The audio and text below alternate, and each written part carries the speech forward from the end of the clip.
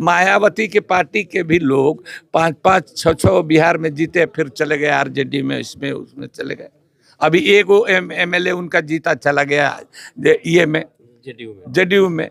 ओवैसी की पार्टी का 4 लोग जीते और उसमें से 3 लोग चले गए आरजेडी में चले गए।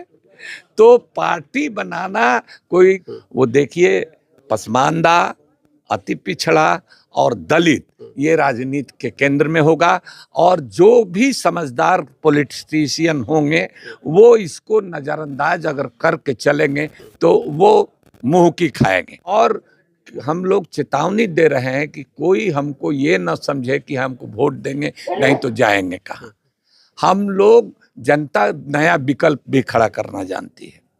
हम अपने समाज के लोगों को कह रहे हैं कि भाई अपने में ताकत पैदा कीजिए, चुनाव लड़ने लायक भी, जरूरत पड़े कोई पार्टी नहीं टिकट दे तो खड़ा हो करके निर्दलीय भी खड़ा हुई। वो चंद्रशेखर निर्दलीय खड़ा होकर जीत गया ना।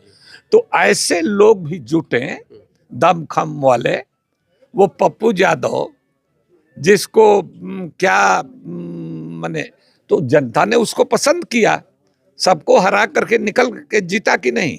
पसमानदा समाज है। पसमानदा देखिए कोई मजहब नहीं है, देश के या दुनिया में इस नाम का कोई मजहब नहीं है, कोई बिरादरी भी नहीं है। तो जितने दबे कुचले लोग, वंचित लोग समाज हैं, बहुजन जो जिनको कहा जाता है, हिंदू मुसलमान सब लोगों की ये जमात है।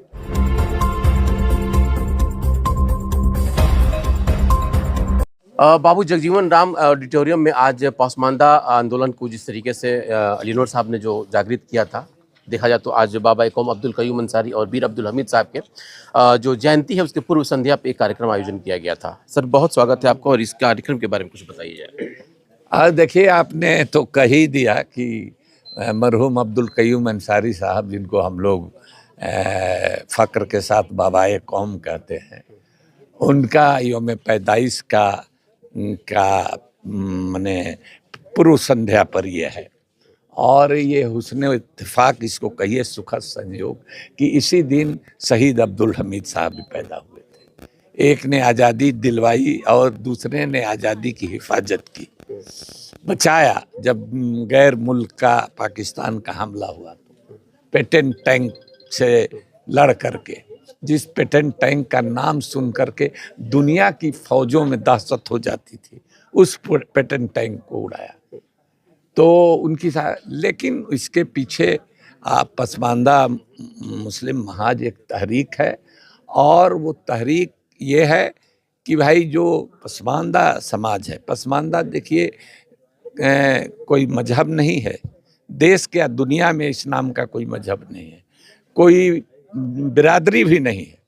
तो जितने दबे कुचले लोग, वंचित लोग समाज हैं, बहुजन जो जिनको कहा जाता है, हिंदू मुसलमान सब लोगों की ये, और लेकर के हम लोग चल रहे हैं। और इसका है कि हर तरह की सांप्रदायिकता, चाहे ओवैसी करें चाहे मोदी करें, मोदी कुछ भी करें, बहुत लोग जा करके इन पार्टियों में मंत्री का ओहदा, गवर्नर का ओहदा बन देते हैं, लेकिन वो जब तक जिंदा है तभी तक रहता है, मरने के बाद यही याद किया जाता है कि वसूल का आदमी कौन था। लेकिन सर, आप इस तहरीक को तो बहुत लंबे अरसे से चला रहे हैं। आज जो आप लोगों ने इस सेमिनार को किया है, इसका एक शीर्षक दिया गया था कि पसमानदा समाज का उपेक्षा बर्दाश्त नहीं किया जाएगा। तो ये ऐसे समय में जब सामने चुनाव भी है, इसका क्या महत्व हो सकता है? 2025 का चुनाव है। लोकसभा चुनाव में जो फर्ज था, हम लोगों ने ये किया, यही जानने के लिए कि अपने साथियों की राय क्या है, हमने ये बैठक बुलाई, और सबकी बात आपने देखा कि हम लोगों ने सुना, और हम लोग गौर करके और इस पर वाजिब वक्त पर वाजिब फैसला हम लोग लेंगे।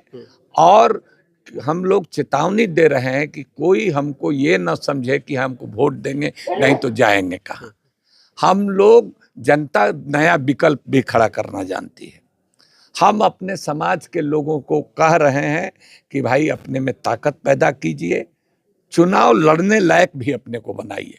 जरूरत पड़े कोई पार्टी नहीं टिकट दे तो खड़ा हो करके, निर्दलीय भी खड़ा हुई है, वो चंद्रशेखर निर्दलीय खड़ा होकर जीत गया ना। तो ऐसे लोग भी जुटे दमखम वाले, वो पप्पू यादव जिसको क्या माने, तो जनता ने उसको पसंद किया, सबको हरा करके निकल के जीता कि नहीं। तो ऐसे लोग भी हैं, तो इसके लिए समाज को तैयार करना होगा, ये एक दिन में नहीं होगा। एक इसमें बड़ा सवाल खड़ा होता है कि जिस पासमानदा तहरीक की बात आप लोग करते हैं, जिसकी आबादी की बात की जाती है, एक बड़ा आबादी है ये, और इस आबादी ने लगभग देखा जाए तो देश में, खास करके बिहार में, एक बड़ा परिवर्तन 2005 में किया, और अब जो है कि आप लोग अपने बात कर रहे हैं कि हमको क़यादत मिलनी चाहिए, तो कमी कहाँ रह जाती है? देखिए, नीतीश जी जो अभी तक थोड़ा बहुत बचे हुए हैं, वो अति पिछड़ा और की मदद से बचे हुए। उस अति पिछड़ा समाज में हम जो है, आगे आने वाला जो समय है, 2-3 दशक, वो देखिए, पसमानदा, अति पिछड़ा और दलित, ये राजनीति के केंद्र में होगा। और जो भी समझदार पॉलिटिशियन होंगे, वो इसको नज़रअंदाज अगर करके चलेंगे तो वो मुंह की खाएंगे। ये इस चुनाव में उसका संकेत मिल गया है। अगर हम भी सांकेतिक भाषा में भी कहना चाहते हैं कि सिर्फ बीजेपी को ही नहीं संकेत मिला है, और भी लोगों को संकेत मिला है, और जो एरोगेंसी है और जो घमंड है, गुरूर है, वो सिर्फ मोदी में नहीं है, और लोगों में भी है। तो जनता धीरे धीरे सबको समझ रही है। सर, एक आखिरी सवाल आपसे लेंगे कि जिस तरीके से 65% आरक्षण की जो बात चल रही थी, बिहार में महागठबंधन ने इसको इम्प्लीमेंट किया था, और अभी पटना हाई कोर्ट ने इसको निरस्त कर दिया, इस पे पसमानदा महाज का क्या करना होगा? देखिए, नीतीश जी ने आज कहा है, दिल्ली में मीटिंग हुई है उनकी नेशनल एग्जीक्यूटिव की, कभी मैं भी उसका मेंबर हुआ करता था। तो उन्होंने कहा कि बिहार को विशेष राज्य का दर्जा दीजिए, अब 65% आरक्षण को बचाने के लिए कॉन्स्टिट्यूशन के शेड्यूल 9 में उसको जोड़िए। ये उनकी मांग का हम समर्थन करते हैं, लेकिन हम ये भी जानते हैं कि ये उनकी मांग को मोदी जी नहीं मानेंगे, और हम ये भी जानते हैं कि नहीं मानेंगे भी तब भी वो वहीं सटे रहेंगे। तब क्या मतलब हुआ? अगर वो आज, अगर बिहार में, उसको कहा हमने, बिहार में अगर महागठबंधन के साथ रहते तो बिहार से बीजेपी का सफाया हो गया रहता। हमको खुशी की बात है, इतनी ही खुशी है कि बीजेपी से ज़्यादा अच्छा नीतीश जी ने परफॉर्म किया है बिहार में। लेकिन देश में सबसे अच्छा परफॉर्म करते अगर बिहार ने ठीक कर दिया होता, मजे में इलाज कर दिया होता बीजेपी को, तो आज इंडिया गठबंधन की सरकार दिल्ली में। आप लोग पार्टी बनाएंगे अपनी? पार्टी बनाना कोई गलत बात थोड़े है, सब बना सकता है, लेकिन उसके लिए कुछ शर्तें हैं। एक तो शर्त है कि एक समाज उसके साथ खड़ा हो, समाज जगे, खड़ा हो और सड़क पर उतरे।